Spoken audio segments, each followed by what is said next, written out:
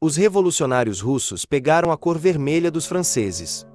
E a Revolução Francesa tirou dos escravos rebeldes de Espartacus, que usavam chapéus frígios. Este é um chapéu vermelho com o topo curvado. A bandeira vermelha foi usada por trabalhadores e outros participantes de levantes e revoluções na Europa durante todo o século XIX. A cor da luta, o símbolo do sangue derramado pela liberdade. Na Rússia, o estandarte vermelho foi exibido pela primeira vez em 1876, perto da Catedral de Kazan em São Petersburgo, durante a primeira manifestação política. No final do século XIX, tornou-se o símbolo oficial dos social-democratas russos. E após fevereiro de 1917, o símbolo oficial da liberdade e da revolução. Assumindo o cargo de comandante supremo no final de maio, o general Brusilov emitiu uma ordem convocando todos os soldados russos de todas as patentes e posições a se reunirem em torno de uma bandeira vermelha com o lema Liberdade, Igualdade e Fraternidade. A bandeira vermelha permaneceu o único estandarte da Revolução após outubro, e se tornou o estandarte do novo Estado Soviético, a RSFSR, República Socialista Soviética Federativa da Rússia, e o Exército Vermelho.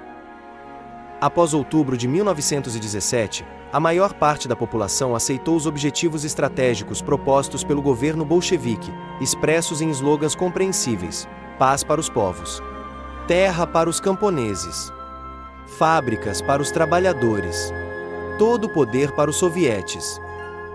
Ela também apoiou os primeiros decretos, especialmente o decreto sobre a terra. Após a adoção do decreto, Lenin insistiu que todo soldado demobilizado do exército, ao sair da aldeia, carregasse consigo um pacote de decretos impressos. E ele até teve a ideia de distribuir os calendários de 1917 não vendidos aos soldados, para que nos comboios eles não deixassem os decretos rolarem para cigarros, mas os levassem obrigatoriamente.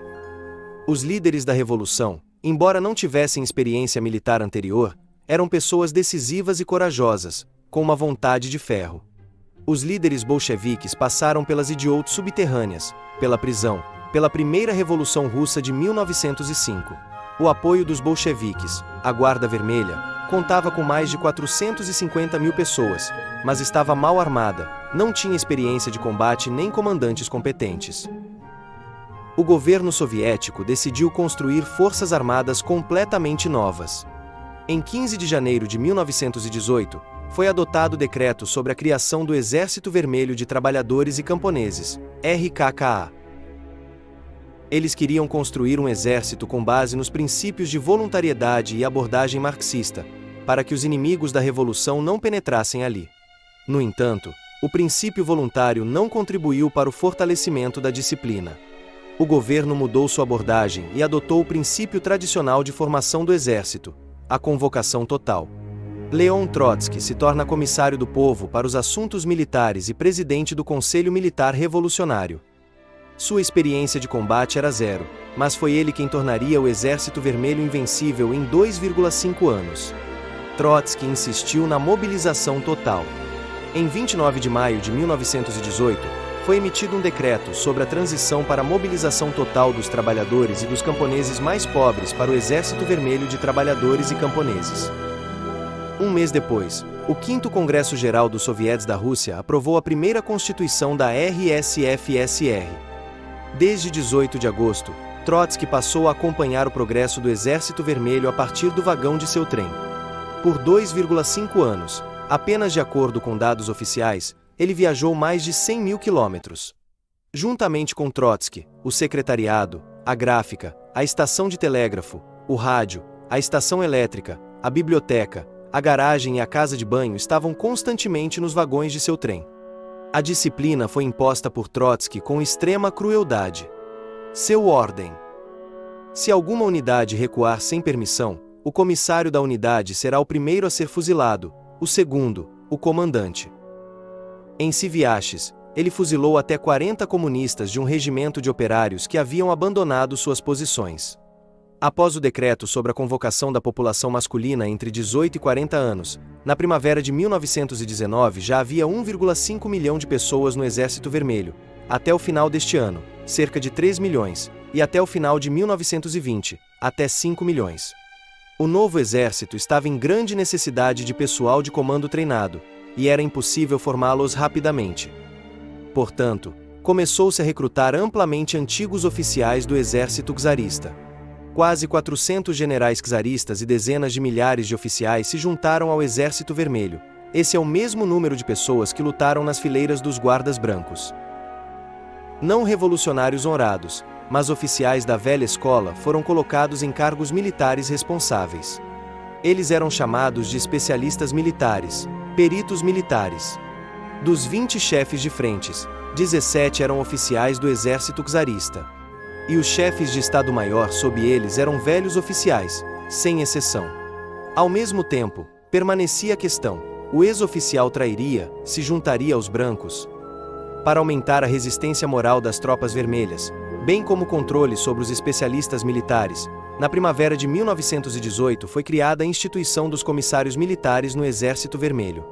A unidade militar era comandada por duas pessoas ao mesmo tempo, o comandante e o comissário. Este último era dotado de poderes especiais. Uma característica da Guerra Civil foi a ausência de uma linha de frente clara. Não havia linhas defensivas de grande extensão. A luta era por cidades e linhas de comunicação individuais. Em tal guerra móvel, os trens blindados desempenharam um papel importante. Eles eram convertidos de vagões de carga comuns em apenas alguns dias. Os vagões eram revestidos com chapas de aço, reforçados com tábuas e trilhos. Canhões de artilharia eram instalados nas plataformas, e foram feitas brechas nas laterais para disparo de rifles e metralhadoras. Eles pegaram a primeira locomotiva a vapor que apareceu, forraram sua caldeira com sacos de areia para protegê-la das balas. Pronto, o trem blindado estava pronto. Dezenas e dezenas de tais fortalezas móveis percorreram o antigo Império Russo, da Ucrânia e do Cáucaso até o Extremo Oriente, decidindo o resultado de batalhas rápidas. Durante os anos de guerra, as tripulações dos trens blindados até criaram uma moda especial: jaquetas e calças de couro. A maioria das equipes era formada por marinheiros. A manutenção dos equipamentos era algo comum para eles. Um marinheiro com jaqueta de couro em um trem blindado se tornou um símbolo da guerra civil. Embora não muito numeroso, o exército do anarquista Paimaco era um adversário difícil. E tudo por causa de sua alta mobilidade. Os rebeldes realizavam ataques a uma velocidade de até 100 km por dia. Eles tinham sucesso graças às tachancas, carros puxados por 2, 3 ou 4 cavalos. A infantaria nas tachancas não desacelerava o movimento da cavalaria. Uma metralhadora ou machine era colocada no carro. Se necessário, era possível disparar diretamente do vagão e até em movimento. Mas, geralmente, antes da batalha, a metralhadora era removida e colocada em posição, porque o carro era um alvo bastante visível. Logo, a tachanka foi adotada pelos budionovitas. Ela permaneceu em serviço com o Exército Vermelho enquanto a cavalaria existiu como uma força armada separada. Ao criar as Forças Armadas, o governo soviético também se preocupou em garantir que o exército revolucionário recebesse sua forma. Em 1918, foi realizado um concurso para o melhor esboço, cujo vencedor foi o famoso artista russo Viktor Vaznetsov. Vaznetsov adorava desenhar heróis épicos e guerreiros de eras passadas. Portanto, o uniforme que ele criou se destacou por seu estilo incomum. Os fechos do casaco do Exército Vermelho foram estilizados como caftãs das tropas de arqueiros. O chapéu de tecido tinha o formato de um capacete pontudo dos heróis russos antigos. No começo, chamaram-no de herói. No entanto, depois, outro nome foi associado ao chapéu, Budionovka, em homenagem aos soldados heróicos do primeiro exército de cavalaria de Budion. Existe uma versão de que Vaznetsov começou a desenvolver novos uniformes até antes da Revolução. Foi com esse formato, estilizado como o antigo russo, que nossos guerreiros vitoriosos deveriam marchar por Berlim e Constantinopla. E, como se tivessem até conseguido costurar um certo número de conjuntos de uniformes, que depois foram para o Exército Vermelho.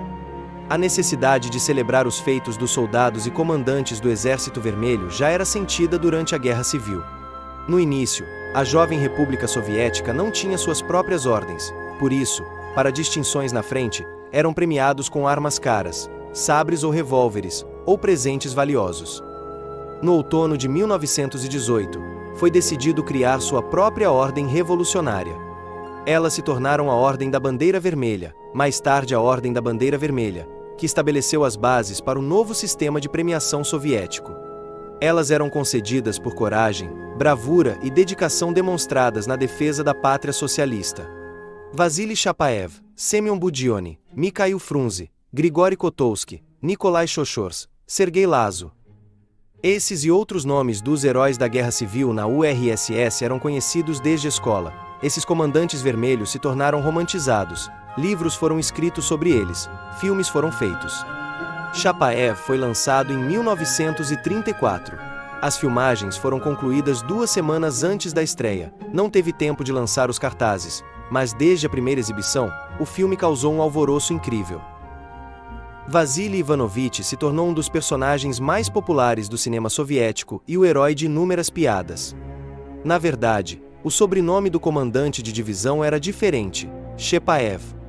Ele era um comandante talentoso que era respeitado por seus colegas. Mas Vasily Ivanovich dificilmente teria se tornado uma lenda se não fosse o talento literário do comissário Dmitry Furmanov. Após a Guerra Civil, Furmanov escreveu um livro sobre a morte heroica de seu comandante e mudou uma letra em seu sobrenome. Depois, os irmãos Vasiliev decidiram fazer um filme sobre Chapaev. O Nashil Nikolai Chochors também se tornou famoso nas telas. O filme apareceu em 1939 por ordem pessoal de Stalin. O secretário-geral queria que o filme repetisse o sucesso de Chapaev. Durante a Guerra Civil, Nikolai Chochors lutou na Ucrânia, libertou Kiev e várias outras cidades importantes dos brancos. Cheio de energia efervescente, um aperto de mão firme, um olhar direto, assim seus contemporâneos o descreveram. Nikolai Chochors morreu jovem, aos 24 anos. A Guerra Civil não poupou seus heróis. Houve uma espécie de seleção entre eles. Por exemplo, o papel de Trotsky foi abafado desde a década de 1920, quando ele se tornou vítima da luta interna do partido. Os comandantes lendários, que foram reprimidos na década de 1930, foram lembrados de forma confiável. Sobre Stalin, cujo papel durante a Guerra Civil foi exaltado de todas as maneiras possíveis, praticamente deixou de ser mencionado a partir da década de 1950. Aconteceu que no panteão de heróis havia aqueles que morreram na guerra ou morreram logo após ela. E somente Semyon Mikhailovich Budyonny sempre permaneceu neste elenco e competiu em fama com Chapaev.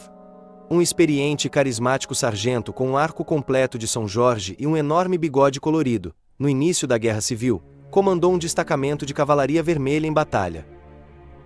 Em novembro de 1919, Budyonny já tinha um exército inteiro, o primeiro exército de cavalaria. Ele comandava não apenas a cavalaria. Ele tinha 4 trens blindados e 12 aviões. No entanto, a aviação na Guerra Civil teve um papel modesto. Há uma boa razão para isso: o mau estado das aeronaves. Muitas precisavam de reparos, e havia falta de combustível. Mas sob a poderosa cobertura dos trens blindados, as tropas conseguiram romper rapidamente as defesas do inimigo. Nas batalhas da Guerra Civil, grandes áreas muitas vezes não eram ocupadas pelas tropas ou estavam muito fracas na cobertura. Foi exatamente isso que o primeiro exército de cavalaria usou. 20.000 cavaleiros e várias dezenas de veículos blindados. Assim que toda essa massa entrou na brecha e começou a destruir a retaguarda do inimigo, a linha de frente desmoronou. A primeira cavalaria marchou para a Polônia, mas a derrota de Tukhachevsky perto de Varsóvia colocou os budenovistas em uma posição desastrosa. Cortados de suas próprias tropas, com grandes perdas, eles recuaram, e ainda conseguiram sair do cerco. Entre os heróis da Guerra Civil, há aqueles que ainda despertam simpatia, simplesmente porque sempre permaneceram pessoas decentes, apesar das circunstâncias. Mikhail Vasilievich Frunze, o mais famoso comandante do Exército Vermelho, teve a oportunidade de colocar mais de um ponto nesse conflito, tanto na frente kolchakovista, quanto na Ásia Central e na Crimeia. Em outubro de 1920, a Rússia soviética fechou a frente ocidental assinando um armistício com os poloneses. A partir desse momento, para os brancos na Crimeia, o número foi contado em dias. Teoricamente, a península era uma fortaleza quase impenetrável. 2 linhas de defesa foram erguidas no estreito istmo de Perekop. A largura da frente era de apenas 11 quilômetros, e por isso a vantagem de 4 vezes o número dos atacantes tinha pouca importância. O Exército Vermelho, com quase 200.000 homens, juntamente com o corpo aliado makonovista sob liderança geral de Mikhail Frunze, simplesmente não conseguiu se virar para atacar com toda a sua força. E ainda assim, em 7 de novembro, Frunze ordenou um ataque frontal. Sob fogo de metralhadora, o Exército Vermelho subiu as encostas geladas do antigo muro de Perekop, construído há séculos para se proteger contra os nômades. Com pás e machados, cortaram o arame farpado. Outro grupo de assalto, à noite, com guias de moradores locais, atravessou a Baía de Sivas. Os atacantes sofreram grandes perdas. Mas, no final, os nervos dos brancos não aguentaram. Muitos abandonaram suas posições sem esperar pelo rompimento. Os vrangelitas apressaram-se para os portos da Crimeia para que, junto com suas famílias, pudessem embarcar nos navios e deixar a Rússia para sempre. Devemos reconhecer a nobreza de Frunze, que não interferiu na evacuação. Uma enorme esquadra sob a bandeira de São André deixou a costa da Crimeia, levando consigo 150 mil exilados voluntários. Na verdadeira história de nossas desgraças, a Revolução e a Guerra Civil, nenhum dos lados conseguiu evitar o terror organizado. Tanto os brancos quanto os vermelhos precisavam de um exército, e precisavam de pão para alimentá-lo. E em um país devastado, isso só poderia ser conseguido pela força. Portanto, as mobilizações e requisições precisaram ser realizadas por todos os governos que quisessem permanecer no poder, ao menos por algum tempo, fosse em Moscou, fosse na região do Volga ou na Sibéria. E para suprimir a indignação dos camponeses que não queriam dar pão para isso ou ir novamente para a guerra, e novamente não se sabia por quê. A vantagem dos vermelhos durante a guerra foi gradualmente ganhando força precisamente porque eles conseguiram explicar esse tal porquê a centenas de milhares ou até milhões de camponeses. Mas os brancos não conseguiam. Ou tentavam mal. No verão de 1918, os bolcheviques controlavam apenas uma pequena parte do país. As fronteiras do território sobre o qual o poder do governo soviético se estendia se assemelhavam ao estado de Moscou nos tempos de Ivan, o Terrível.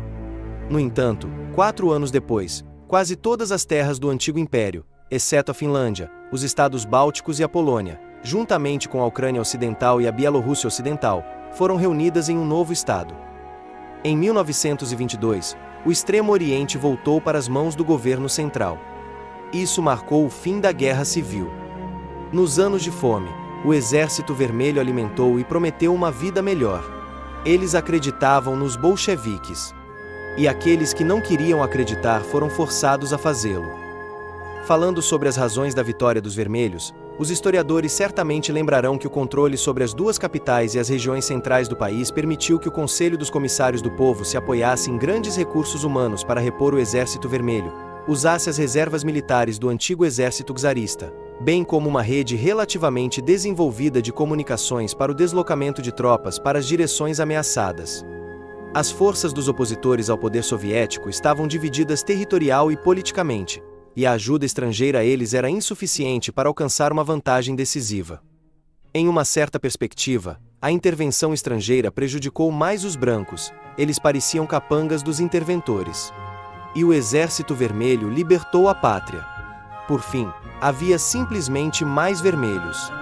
Durante a guerra, o Estado soviético conseguiu criar forças armadas poderosas, com quase 5,5 milhões de pessoas até novembro de 1920, com uma estrutura organizacional clara e liderança centralizada. E o Exército Vermelho ainda tinha um longo caminho pela frente.